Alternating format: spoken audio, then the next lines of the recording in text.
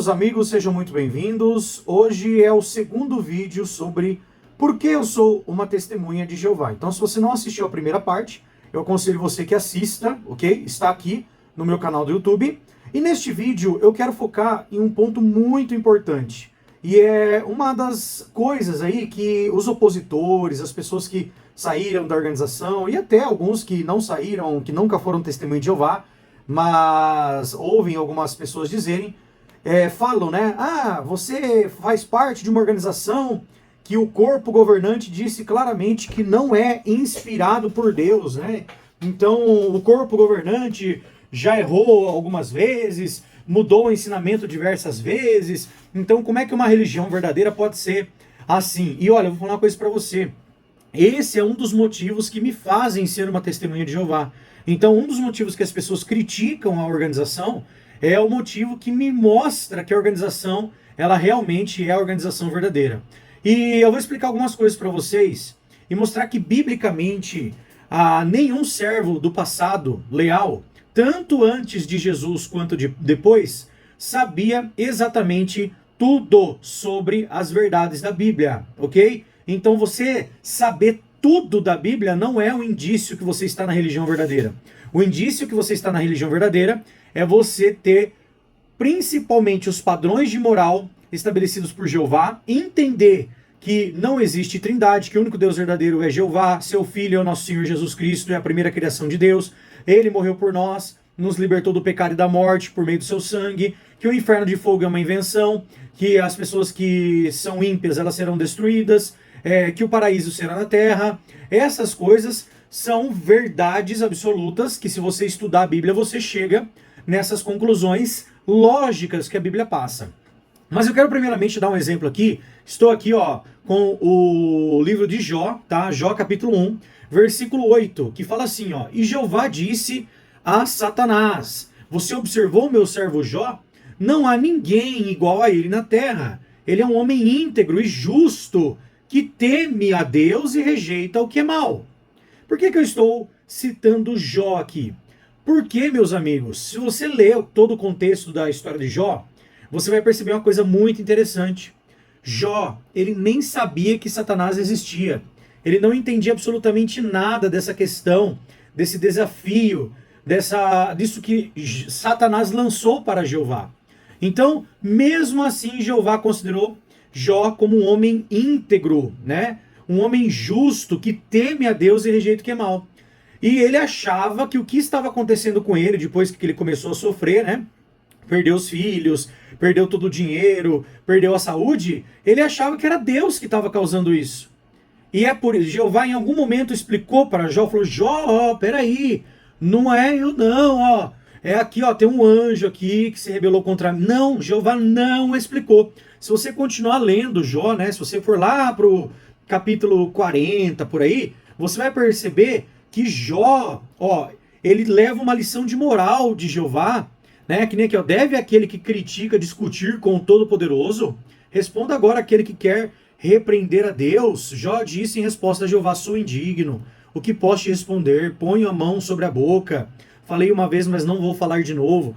Jeová, ele falou, onde você estava quando eu lancei os fundamentos da terra? Onde você estava quando... Ele começou a refletir com Jó sobre a criação e tudo mais. Mas Jeová não explicou para Jó, tá? Quem foi saber o que aconteceu com Jó foi os servos que viveram depois de Jó. Olha que interessante, mas isso não tornou um homem que não fosse íntegro, não temesse a Deus. Outro ponto interessante que eu quero citar, eu posso citar aqui inúmeros casos para vocês, mas eu vou citar só os principais aqui, tá bom? Daniel era um homem temente a Deus, amava profundamente a Jeová. Daniel ele foi chamado de precioso por um anjo. Falou, Daniel, você é muito precioso, né? Só que será que Daniel, ele sabia de tudo? E olha que Daniel era inspirado por Deus, hein? Daniel, ele era inspirado por Deus. Vamos ver, aqui em Daniel capítulo 12, gente, presta atenção, tá? No versículo 4 primeiro, olha o que o anjo falou para Daniel, Quanto a você, Daniel, mantenha em segredo as palavras e sele o livro até o tempo do fim. Muitos farão uma busca e o conhecimento verdadeiro se tornará abundante. Algumas outras versões falam, muitos farão uma busca e a ciência se multiplicará, né? Ciência é conhecimento. Então, olha que interessante. Aqui mostra claramente que no final dos dias, que é o tempo do fim aqui, as pessoas não iam saber da verdade porque elas iam ser reveladas por meio do Espírito Santo. Não. Aqui mostra que o Espírito Santo ia ajudar as pessoas a entender a própria palavra de Deus, os livros da Bíblia. E é isso que começou a acontecer de forma bem clara e coesa a partir de 1870, quando Charles Taze Russell começou a estudar mais a palavra de Deus. Charles Taze Russell acertou tudo? Claro que não. Se você vê a história, ele usava cruz na adoração, ele comemorava Natal, né? Tinha várias coisas que ele via que ele fazia. Por quê? Porque a verdade ela foi se clareando aos poucos. Ah, isso é desculpa. Não é desculpa, isso é fato, tá? Então, outro ponto. Olha o que diz aqui no versículo 8, ó. Quanto a mim, ouvi, mas não consegui entender. De modo que perguntei, ó meu Senhor, qual será o resultado dessas coisas? Aí eu pergunto para você, Jó tinha Espírito Santo? Tinha. Ele foi inspirado por Jeová para escrever várias coisas aqui. Além do Espírito Santo, Jó tinha ajuda de anjos. Essa mensagem, por exemplo, foi transmitida por um anjo a Jó. Mas, olha que interessante, mesmo o anjo explicando as coisas para Jó, Jó ele escreveu, só que ele não entendeu.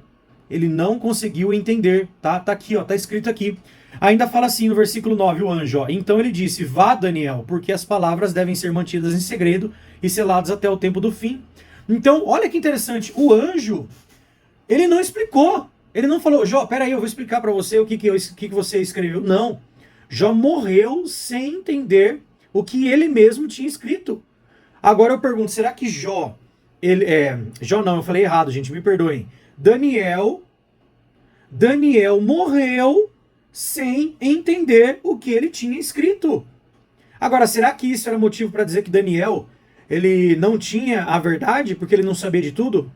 Então, olha como que o argumento de opositores é antibíblico, tá?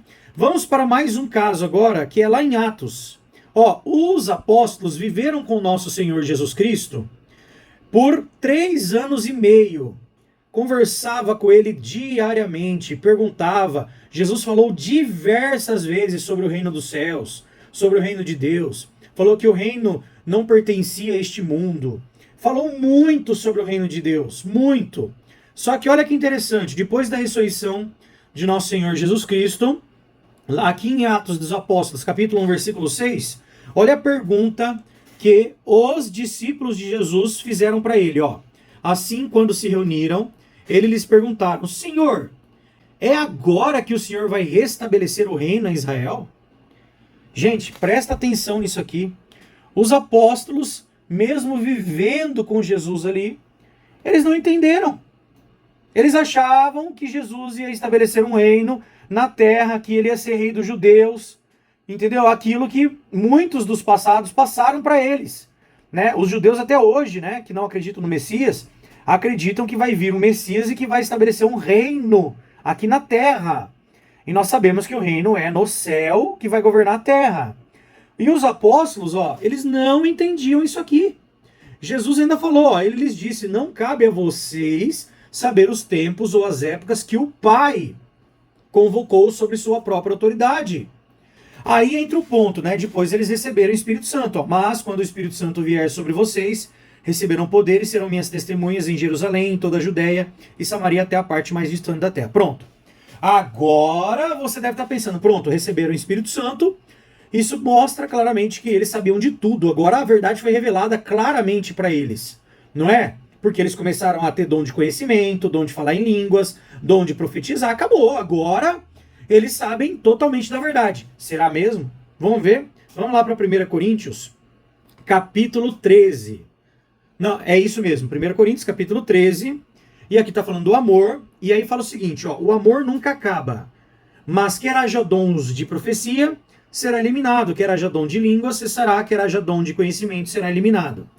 Pois temos o conhecimento, ó, parcial, e profetizamos parcialmente, mas quando vier o que é completo, será eliminado o que é parcial. Aí ele dá exemplos, né, quando eu era criança, falava como criança, pensava como criança, racionava como criança, mas agora que me tornei homem, eliminei as características de criança. Pois atualmente, olha isso aqui, gente, vemos contornos indefinidos por meio de um espelho de metal. Então, olha que interessante. Mesmo os discípulos tendo o Espírito Santo, assim como Daniel, nem tudo eles entendiam claramente, tá? Nem tudo. Você acha que João, o apóstolo João, que escreveu o Apocalipse, viu todas aquelas feras, aquela coisa repugnante, todas as coisas que ele escreveu, você acha mesmo que ele entendeu aquilo? Gente, não.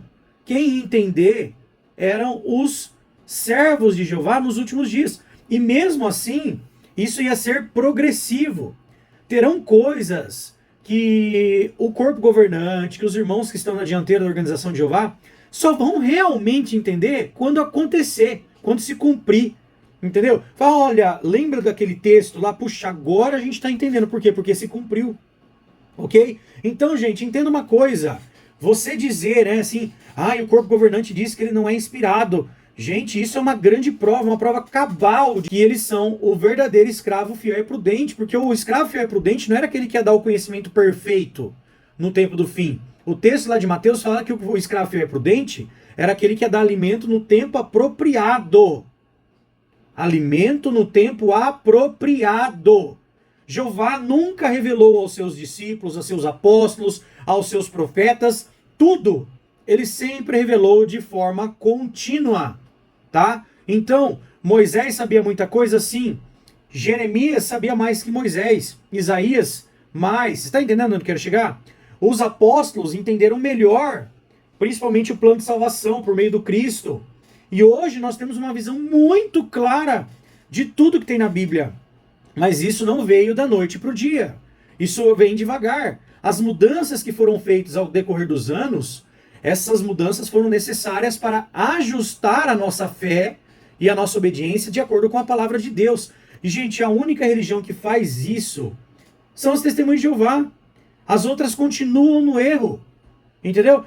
Eu garanto para você que existem inúmeros líderes religiosos que sabem que a Trindade é falsa, que sabem que não existe inferno de fogo, que a Bíblia não fala isso, que sabem que a terra vai se transformar no paraíso, mas eles não querem largar o osso.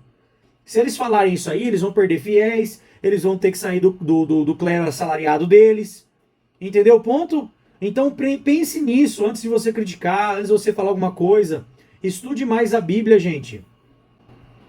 Eu tô aqui com um artigo da Sentinela de 2017, de fevereiro, página 23 a 28, que aqui no parágrafo 12 fala assim, ó, quem é realmente o escravo fiel e prudente? Então olha o que o próprio corpo governante fala de si próprio, tá? O corpo governante não recebe revelações da parte de Deus, nem é perfeito. Por isso ele pode cometer erros ao explicar assuntos da Bíblia ou ao dar orientações. Tanto é que no índice encontramos o assunto esclarecimento de crenças, com uma lista de ajustes em nosso entendimento da Bíblia desde 1870. Na verdade, Jesus não disse que o escravo ia dar alimento espiritual perfeito. Então, como podemos saber a resposta à pergunta de Jesus? Quem é realmente o escravo fiel e prudente? Que provas temos que o corpo governante é o escravo fiel? Então, nós vamos ver aqui, gente, tá? Algumas provas que o corpo governante é o escravo fiel e prudente aqui de Mateus 24, 45. Primeiro ponto, Espírito Santo, tá? O Espírito Santo tem ajudado o corpo governante a entender verdades da Bíblia que antes não eram entendidas. Por exemplo, pense na lista de ajustes em nosso entendimento mencionado no parágrafo anterior. É claro que nenhum humano poderia ter entendido e explicado sozinho essas coisas profundas de Deus. Aqui em 1 Coríntios, eu estou sem internet aqui, deixa eu voltar, mas em 1 Coríntios 2,10 fala sobre isso, tá? Deixa eu ler o texto aqui para vocês, pera um pouquinho. Versículo 10, o apóstolo Paulo falou o seguinte, ó. Porque é a nós que Deus às vezes revelou por meio do seu Espírito, pois o Espírito investiga todas as coisas, até mesmo as coisas profundas de Deus.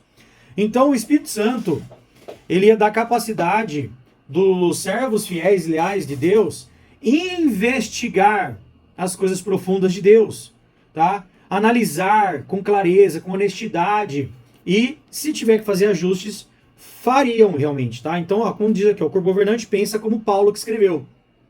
Dessas coisas também falamos, não com palavras ensinadas pela sabedoria humana, mas com as ensinadas pelo Espírito. A luz da verdade da Bíblia ficou escondida por centenas de anos, mas desde 1919 o entendimento da verdade tem aumentado rapidamente.